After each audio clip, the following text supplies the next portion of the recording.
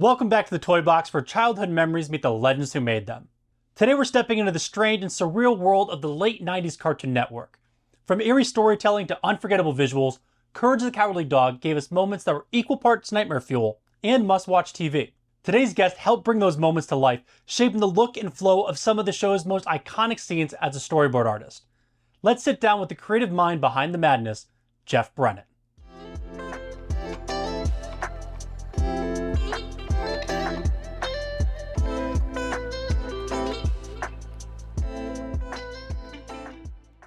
Welcome back to the Toy Box, where childhood memories meet the legends who made them. Today we're joined by legendary artist and designer Jeff Brennan. So let's just go back to the beginning. What were some of the original cartoons, comics, and toys that you played with that you now pull inspiration from? Well, I actually, my mom bought me like a Spider-Man Treasury Edition when I was a kid. And that was really like a big inspiration for me. Like, I started looking at the names in there and I was like, oh, you can actually make a living. These are people that get paid to do this. I'm like, that's what I want to do. So I actually got to work on a Spider-Man animated project. That was one of my first projects. And I got to work on an issue of Superman. Big Mego fan. I worked in the toy industry for a long time. I also worked in the special effects industry. Star Wars kind of probably inspired that. A little bit of everything, so. Big superhero guy, then I'm guessing. Yeah. And it's funny because I know you from Courage the Cowardly Dog. Yeah. And doing research for coming today, I discovered that you actually were a storyboard artist for one of my favorite cartoons growing up. Oh, which one was that? Dragon Tales. Oh, yes, that's right. I did those back to back, actually. Really? Yeah. Did you find it hard switching from like the different tones and styles of the shows? Definitely. Also, Dragon Tales was the last show I did in LA. So then I moved back to New York and ended up working on Courage. So it was also a very different working atmosphere, too, actually. What was the first project that you worked on that you saw success? You're like, this is what I want to do. Well, probably the first thing I saw that was on TV was the Spider-Man pasta commercial. So that was exciting. I remember jumping up and down seeing the commercial, and my girlfriend at the time was like, what's wrong with you? I'm like, that's my artwork on TV. Like, So that was like, before that I did a show called The Toysters that never really made it to air. A couple big names came out. Actually, everybody that I worked with on that show, like one guy, I'm not allowed to say, a major person in Cartoon Network who doesn't want me to mention his name. Okay. Another person was, he became my director on Jumanji. Another guy ended up being one of the animators for Aladdin. Another guy ended up working at DreamWorks. So we were all just college kids, but from this one small studio, we went on and had pretty big careers, and everybody kept in touch and got other people jobs and stuff like that. So I don't know. I forgot what the question was. Did I answer it? Yeah, I mean, it was just, what was the first project that you kind of saw success from? Yeah, and you brought up the pasta commercial. Right. And it's funny because like we're talking about like the Kraft mac and cheese Spider-Man commercial, right? Well, it was, what was it? Or was it the SpaghettiOs? SpaghettiOs. There was a SpaghettiO one, yes. Okay. Yeah, so hot it's practically radioactive is what they say. Yeah. Which, future Alex, during editing, if we can find that commercial, let's splice that in. So. Something new is shaking from Chef Boyardee, and kids everywhere are getting into it. New Spider-Man pasta. Whoa! Come on, let's show Mysterio the ropes, kid. Hello! Looks like he'll be hanging around for a while. Totally webbed out Spider-Man shape smothered in secret sauce. New Spider-Man pasta from Chef Boyardee. So hot, it's practically radioactive. Thank goodness for Chef Boyardee. Out of your arsenal of work, whether it's Courage the Cowardly Dog to Cybergirl Lita, what is the character or the work that you are most proud of? Well, I mean, I think pretty much any artist you ask is going to say their current project. Nobody's going to say, oh, that thing I did 20 years ago. I haven't done anything good since. I feel like if you're still proud of, like, I mean, I'm sure you're proud of the work that you've done Right. across your pantheon of work. Yeah. But if that's what you're most proud of, then it's like, what are you currently doing? Yeah. Well, I'm working on Cybergirl Lita now. I'm about halfway through issue 12. Probably for the interview, I can't say, but it's been on Big Bang Theory, and there's a network that's possibly looking into doing it as a series. I don't want to name them until it's a done deal or whatever, but so, I mean, if that happens, that would be great, because that'd be really cool to see that as a series. So working on these shows, Dragon Tales, Extreme Ghostbusters, Courage the Cowardly Dog, doing the commercials for X-Men and Spider-Man, did you realize at the time the cultural impact and significance that this would have on the current generation? To be honest, I had a couple jobs where I thought, okay, now things are going to change. Like when I did my the Simpsons comic book, I thought, okay, now people are going to come to me for work.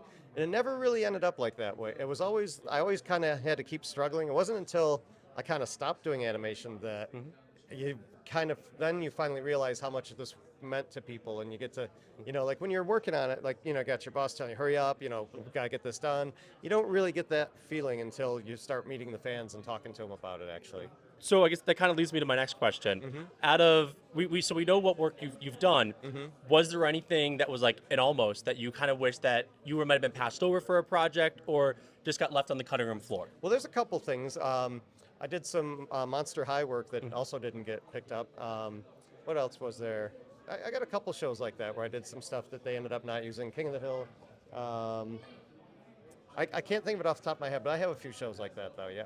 Regular Show was another one, too, which I tested for that and ended up not working on that, too. But I still have all those storyboards, though. So, okay. Yeah. So if there was one character project that you've worked on that you could bring back, reboot, revamp, who would it be, and how would you do it? Nobody's ever asked that before. I don't know. I mean, a lot of people are asking for Courage to come back, but my understanding, I left after, I think it was after the second season, and what I heard, my understanding is that, because it lasted 4 seasons, is that they kind of wanted to go out on top. So, I mean, I would like to see Courage come back, but I don't really think there's an interest in it from John Dilworth's point of view, or maybe the network and stuff, but it would be cool. I mean, I think people really like it. I think that would be interesting. As a fan, it would be nice to see it come back. Yeah. I think that it kind of walks that fine line where, like you said, it went out on top. Right. It ended very well. Right. How do you bring it back and still have respect to the original show? Right. Where I know that there's been a lot of talk online of Courage coming back with it being more of a horror focus. Like, it was always kind of a kid's horror show. Right. But kind of cranking it up for the adult viewer. Yeah. Which I personally think would kind of diminish what Courage was. Well, I know that some of the stuff that I've heard, rumors, like I know, did you know about the 3D version that they did? And then that didn't take off, and then they were supposed to do one of him as a puppy, and I guess that didn't happen. So there's been attempts, and then he was in the Scooby-Doo crossover, and you never heard anything after that, you know what I mean? So I think they've kind of tried it, but maybe it is one of those things that maybe just let it go, you know what I mean? Who knows? Maybe Let it live in glory. Right, yeah. So we referenced a little bit about, if you have some work, what would we find in your personal collection? Doesn't have to be Courage related, doesn't have to be related to your body work, but in your personal collection of things, what would we find? Well, I've got a huge comic book collection, big X-Men fan, especially the John Byrne stuff. I actually got to go to his Halloween party, which was really cool. I told him, like, he's the reason I became an artist, and he was like, oh, it's all my fault. And I'm like, no, I'm fairly successful. It's okay. But yeah, like, definitely like Marvel and DC, Captain Marvel, the original one from the 40s, they call him Shazam, but his name's Captain Marvel. But like, he's like one of my favorite characters too. A lot of that kind of stuff. Big comic book fan. I will say the lawsuit between DC and Marvel over Captain Marvel, Shazam, is one of my favorite things to read about. Because it was just basically that stemmed into the whole Deathstroke, Deadpool, Power Girl, Power Man, and it's really just, well, we're going to copy your homework, but not copy your homework. And I don't know if at one time there was supposed to be a movie called Comic Book Wars. Okay. And it was supposed to basically be about the DC Marvel split. Okay. Or the war going on between the two of them. Okay. About the naming rights of certain characters. Oh, okay. Which I feel would have been a very fun, kind of comedic, almost autobiographical piece to do. Yeah. It's funny because my daughter hates Deadpool because she's like, she knows I worked on Deathstroke, and she's like, look, they're ripping off your character. Which, first of all, it's not my character, but in her eyes, it is. It's the work that you did. Right, yeah. So then, I guess last question for you: have there been any fan moments? Because you mentioned that you were going to a bunch of different conventions this year. Yeah. Have there been any fan moments that have really stuck out to you? Well, yeah. Like there was one woman who came to my table who was like crying, and because I guess Muriel reminded of her grandmother. She said she used to watch that show with her grandmother all the time, and then I've seen kids that had like autism who said Courage helped them get through it, and and I saw one kid that was like suicidal, and he said that Courage persevered, and it showed him. So a lot of people are really affected by the show, and it's kind of nice to hear some of these stories about how it has a positive impact on people's lives, So Awesome. Well, yeah. Before we leave, is there anything you want to talk about with Cybergirl Lita or any of your current projects you're working on? Mostly, I guess you could check out cybergirllita.com. I will certainly be posting about the TV series when and if that happens, and I'm also working on a new television show that I'm not allowed to talk about yet. Awesome. But when I can, I will post that. As soon as it airs, they told me I can talk about it. So, Awesome. So where can people find you online? let's see. There's on my Instagram at Jeff Wildstar. My Facebook is full. Cybergirlita.com. They can do that too. So it's pretty much there. So, and I post my schedule on my Instagram because I do a lot of shows, so conventions. So Awesome. okay. Well, thank you for taking time to talk with us, Yeah, and no we'll problem. let you get back to it. Cool. Thank you. That was Jeff Brennan, a versatile storyteller whose work spans everything from the eerie, unforgettable world of Courage the Cowardly Dog to the warmth and imagination of Dragon Tales. Huge thanks to Jeff for taking us behind the scenes for such a wide range of creative worlds. If any of Jeff's work left an impression on you, let us know your favorite memory in the comments below. And don't forget to like, subscribe, and hit that bell so you never miss another trip back to the toy box. Next time we'll be catching up with Brian Pennery, the illustrator behind the original Sonic the Hedgehog style guide. His work helped define the look of one of gaming's most iconic characters. Until then, keep that nostalgia alive and we'll see you back to the toy box.